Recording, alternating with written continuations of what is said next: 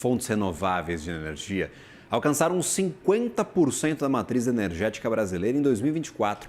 Esse índice é quase 4 vezes superior à média global de 14,2% e até acima do registrado pelos países da Organização para a Cooperação e o Desenvolvimento Econômico, a OCDE.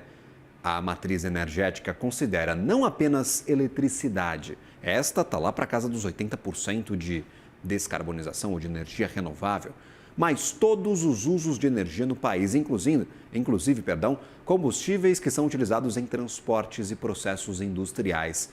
Os dados fazem parte da edição 2025 da Resenha Energética Brasileira, divulgada pelo Ministério de Minas e Energia na última semana. Para repercutir o avanço das fontes renováveis na matriz energética brasileira, converso agora com Daniel Maia, sócio-diretor da Atom Energia. Bem-vindo aqui à nossa programação, seja sempre bem recebido por aqui. Uma ótima manhã a você.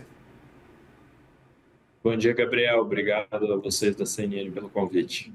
Caríssimo, o que representa este avanço? A gente está, talvez, transformando aos poucos a economia brasileira, não só com matriz energética de energia elétrica, mas a gente está transformando, talvez, a mobilidade, o setor industrial. O que a gente pode retirar destes dados qualitativos sobre a rede energética brasileira?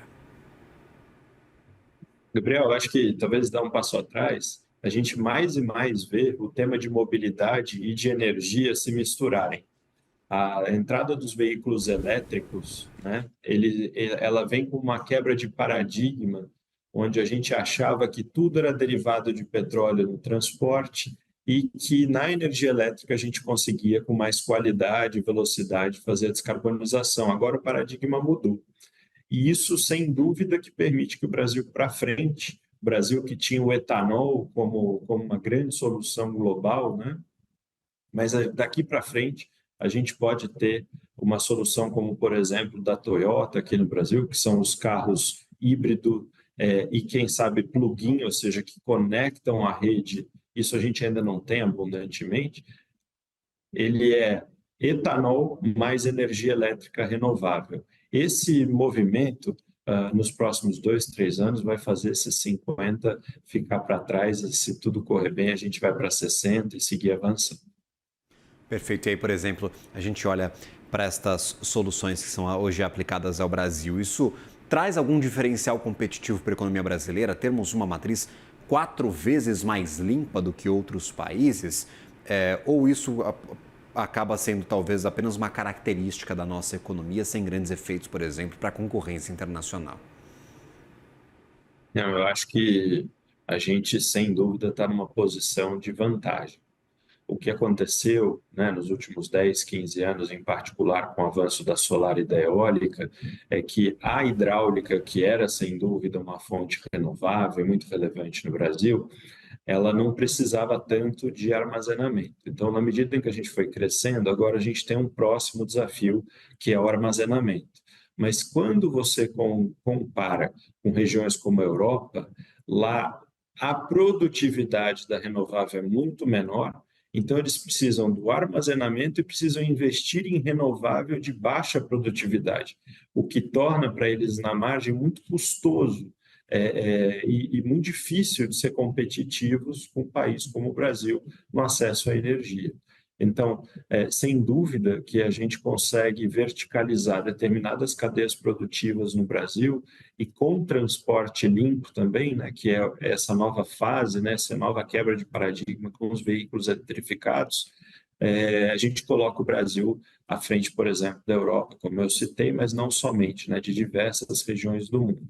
Para dar uma ideia, aqui os nossos rios conseguem proporcionar uma produtividade de 2 vezes mais do que outros tipos de rio, numa região que também é fria, né? A gente tem nos nossos ventos a geração eólica com 50% mais produtividade do que as melhores gerações de diversos países do mundo. Então, a vantagem comparativa do Brasil com quase todas as regiões do mundo no que tange a produtividade da renovável mesmo, né? A velocidade que cresce o milho e a cana-de-açúcar, que depois vão prover o etanol, é incomparável, né? Isso sem dúvida que coloca o Brasil como um produtor de menor custo e, consequentemente, determinadas cadeias produtivas no Brasil tendem a prosperar mais.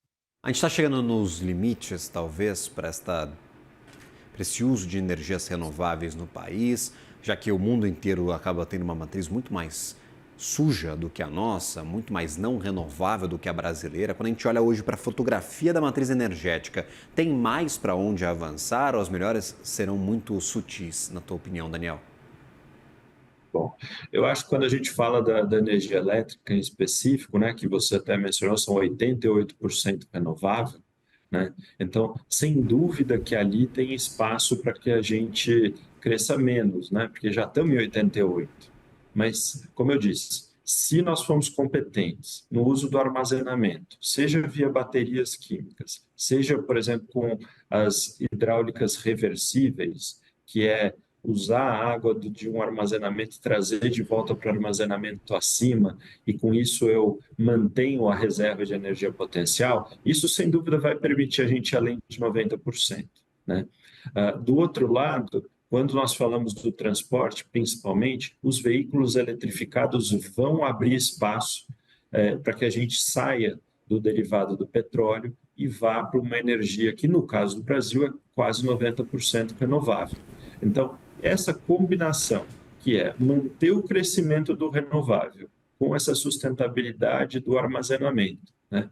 No caso da energia elétrica, e a energia elétrica, pouco a pouco, ganhar percentual na matriz, principalmente de transporte, que hoje é notadamente baseada no petróleo, isso são as duas grandes alavancas de crescimento no Brasil.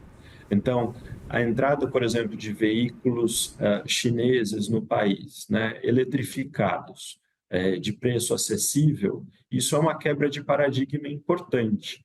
Eu não sei se você tem dimensão, Gabriel, mas um carro elétrico de uma pessoa comum chega a consumir 2 ou 3 vezes mais energia elétrica do que a casa desse cidadão. Então, na medida em que ele adota um veículo eletrificado e na região urbana, mesmo que ele seja híbrido, ele use principalmente ou somente energia elétrica, essa pessoa ela vai fomentar muito o uso da energia elétrica na vida dela e, consequentemente, a energia renovável, se a gente tiver as políticas públicas adequadas no país. Inclusive, a gente tem aí essa expectativa de que a demanda por energia elétrica ela cresça exponencialmente nos próximos anos. Ou seja, a gente vai ter que, essa base que a gente tem hoje vai ter que ser expandida, talvez com a mesma proporção, talvez ali com pequenas mudanças, até um avanço das renováveis, mas a gente vai precisar produzir mais energia no futuro para atender a toda a demanda. Daniel Maia, sócio-diretor da Atom Energia, sempre bem-vindo aqui à programação. Obrigado pela atenção, meu caro, por ter aceito o nosso convite. Até uma próxima. Um bom trabalho e um bom final de ano. Obrigado, Gabriel. Boa semana a todos. Valeu. Até.